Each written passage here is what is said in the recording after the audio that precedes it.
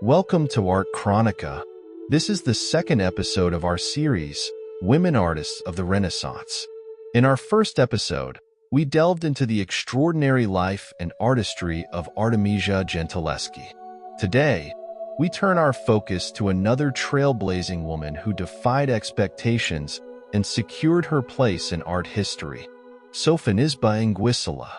While Artemisia's story was one of resilience in the face of personal hardship, Sofonisba's journey was shaped by persistence, intelligence, and powerful royal connections.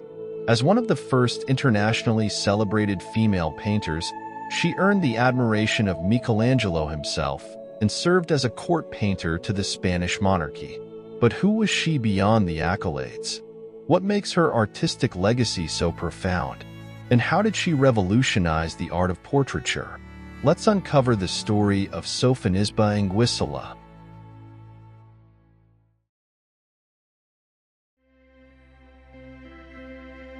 Chapter 1.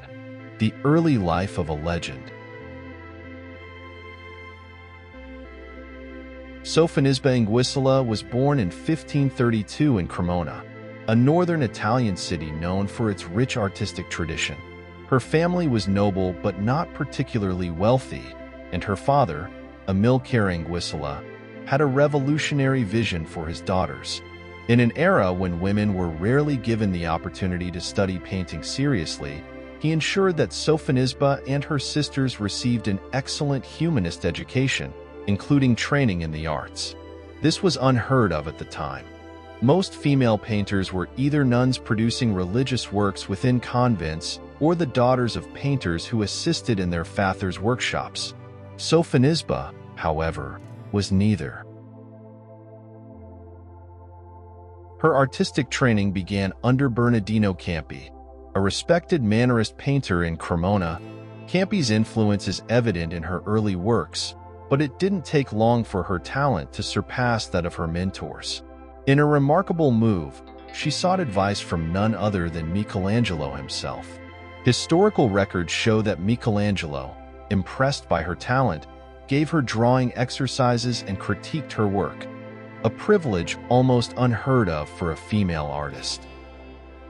One fascinating anecdote from this period involves a letter Sofonisba's father wrote to Michelangelo, asking him to take a look at his daughter's drawings. In particular, Sofonisba had sent Michelangelo a study of a crying child. The raw emotion she captured in this simple sketch left him so impressed that he urged her to push her skills even further. This moment became the turning point in Sofonisba's career, marking the beginning of her lifelong mastery in portraying profound psychological depth in her portraits.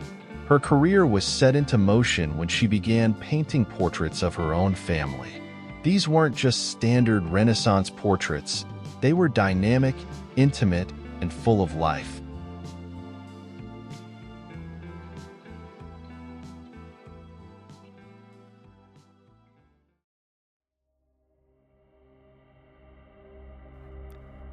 All'illustrissimo maestro Michelangelo.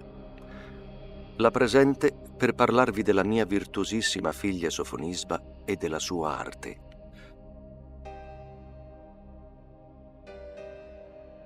Sarebbe un onore per me presentarvela e mostrarvi le sue opere.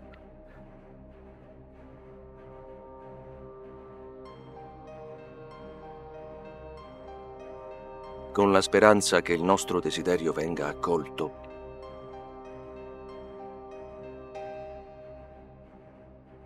Amilcare Anguissola.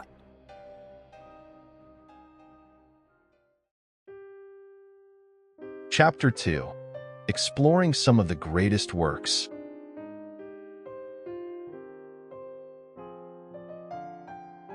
The Chess Game, 1555. Let's take a closer look at one of Sofonisba Anguissola's most remarkable paintings, The Chess Game, painted in 1555. This piece is not just a charming depiction of three sisters engaged in a lively game of chess. It is a groundbreaking work that speaks volumes about gender, intellect, and social status in Renaissance Italy. At first glance, the painting draws us in with its warmth and intimacy. We see three young women, Sofonisba's own sisters, seated around a wooden chessboard, deeply engrossed in the game. The composition is dynamic, capturing a moment of strategy and competition. The youngest sister, Europa, smiles brightly, looking directly at the viewer as if inviting us into this intellectual engagement. Meanwhile, the eldest, Lucia, confidently gestures toward the board, suggesting a victorious move. Minerva, positioned in the center, watches attentively, her expression one of admiration, or perhaps even resignation, knowing she is about to lose. But why is this painting so important? Renaissance art rarely depicted women engaging in intellectual activities. Chess was considered a game of strategy, wit, and even political maneuvering, qualities that were traditionally attributed to men.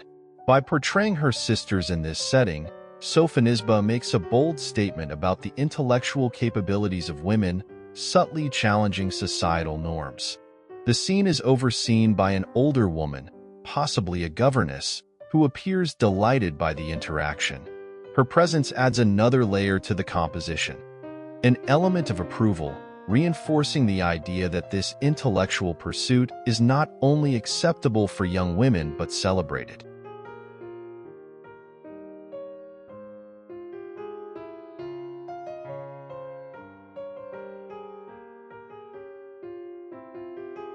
Sofonisba's mastery of composition and light is particularly evident in the textures and details. The fine silk of the sisters' gown shimmers under the soft lighting, a testament to her skill in rendering fabric. Their hands and facial expressions are exquisitely detailed, showcasing her ability to capture lifelike movement and emotion, an ability that later earned her recognition at the Spanish court. The background is equally fascinating. Instead of a dark, undefined space, as seen in many Renaissance portraits, Sofonisba places her subjects in a lush outdoor setting with a distant landscape. This creates a sense of depth and openness, further emphasizing the relaxed yet intellectual atmosphere of the moment.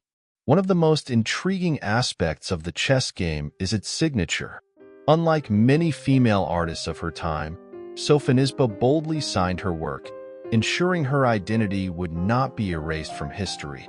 This self-assured act further underscores her determination to establish herself in a male-dominated field. Today, the chess game is housed in the National Museum in Poznań, Poland, where it remains one of Sofonisba Anguissola's most celebrated works. It stands as a powerful testament to her talent, her intellect, and her vision, an early and striking example of women claiming their place in the world of art and beyond.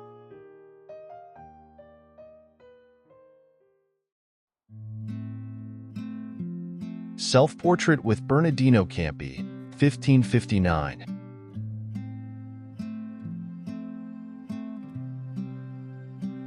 One of the most fascinating and complex works in Sofonisba Anguissola's career is Bernardino Campi painting Sofonisba Anguissola, completed in 1559. This painting is more than just a self-portrait. It is a bold and intellectual commentary on identity, authorship, and the role of women in Renaissance art. At first glance, we see Bernardino Campi, Sofonisba's former teacher, engaged in painting a portrait of his pupil. But upon closer inspection, the composition reveals a striking ambiguity. Campi, dressed in formal black attire, holds a paintbrush and appears to be the artist, yet the portrait's true creator is Sofonisba herself. By painting her own image within the artwork, she asserts her control over both the artistic process and her representation. This layering of identities is incredibly rare for Renaissance art. Typically, male artists would depict their female sitters, reinforcing traditional gender roles. However, in this work, Anguissola subverts the expectation. She is the one orchestrating this scene. While Campi's hands hold the brush, it is Sofonisba who has placed him there, turning the dynamic of teacher and student on its head. The student is now in charge, literally painting her master into the scene. The contrast between the two figures further deepens the meaning of the painting. Campi appears serious, focused, in the midst of creation. In contrast, Anguissola is depicted with striking realism. Her face soft but confident, her clothing elaborate, and her posture poised. The way she presents herself as both a subject and an artist challenges the Renaissance norms that often denied women the recognition they deserved in the art world. Another fascinating detail is the manipulation of scale. Campi is painted slightly larger than Sofonisba, making him appear dominant at first glance. Yet, this is an illusion. He exists within the world she has created, reinforcing her intellectual superiority in the piece. This intentional play on perspective is a hallmark of her genius. Additionally, there is an intriguing interplay between the gaze and the act of painting. While Campi appears absorbed in his work, Sofonisba gazes outward as if acknowledging the viewer, subtly reminding us that she is the true mastermind behind this visual narrative. This detail invites us to reflect on artistic authorship, who is truly painting whom. This work also provides valuable insight into her relationship with Campi. While he was her teacher and mentor, she ultimately surpassed him, gaining recognition across Europe and becoming a court painter in Spain. By the time she created this piece, she was already an established artist, subtly affirming her independence from her former instructor.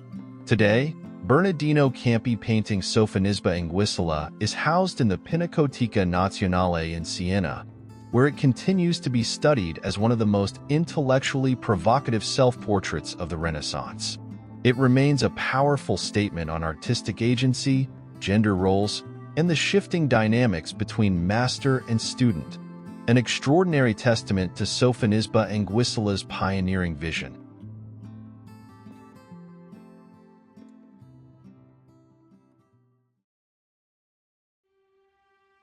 Portrait of Elisabeth of Valois, 1565.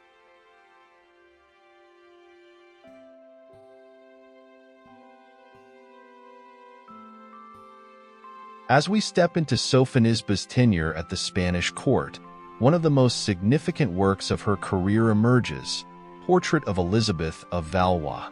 Painted between 1561 and 1565, this portrait is not just an elegant depiction of a queen, but also a masterpiece that reveals Anguissola's keen ability to capture both external grace and internal depth. At first glance, we are drawn to the poised figure of Elisabeth of Valois, the third wife of King Philip II of Spain. The composition is strikingly formal, yet there is an undeniable softness in her expression. Unlike many rigid, hierarchical royal portraits of the time, Anguissola subtly humanizes the queen.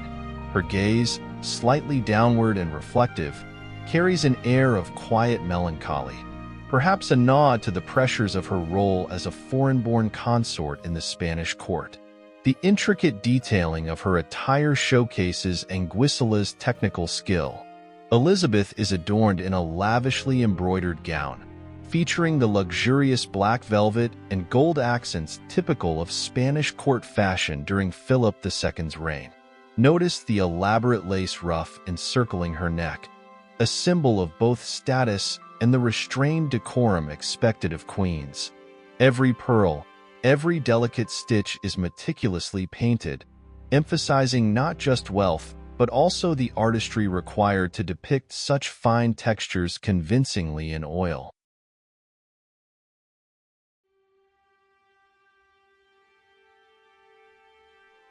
One of the most fascinating aspects of this portrait is the way Anguissola manipulates light and shadow. The soft illumination on Elisabeth's face creates an almost ethereal quality, a stark contrast to the darker tones of her dress. This technique, though subtle, adds depth and dimensionality, drawing our focus to her face as the emotional center of the piece. Unlike the grandiose, almost propagandistic portraits by Titian or Alonso Sanchez Coelho, Anguissola's approach is far more personal. There is a sincerity in the rendering of Elisabeth's delicate features, hinting at the deep rapport between the queen and her court painter. Historical records suggest that Elisabeth and Sofonisba shared a close relationship.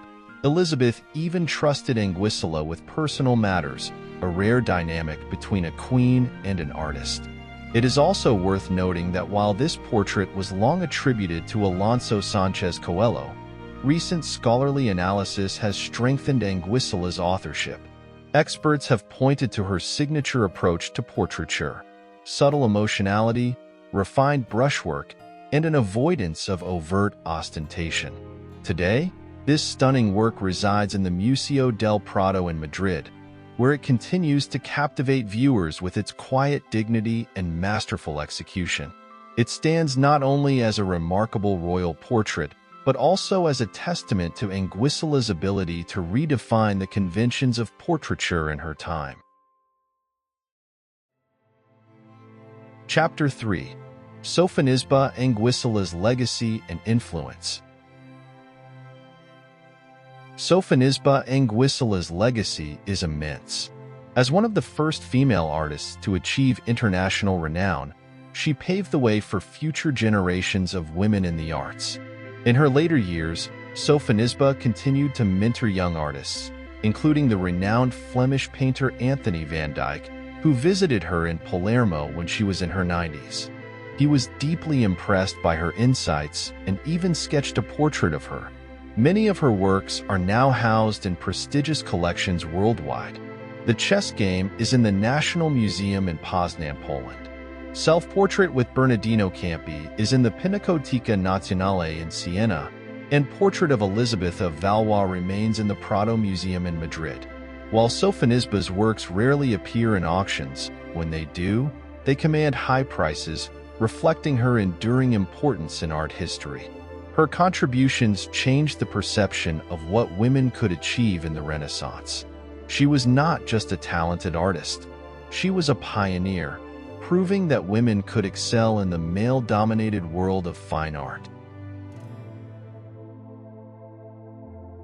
That brings us to the end of this episode of Women Artists of the Renaissance.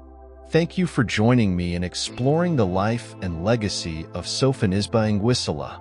In the next episode of our Women Artists of the Renaissance series, we will dive into the life and work of Lavinia Fontana, an artist who not only made her mark during the Renaissance, but also pushed boundaries in both her subject matter and her role as a woman in the art world.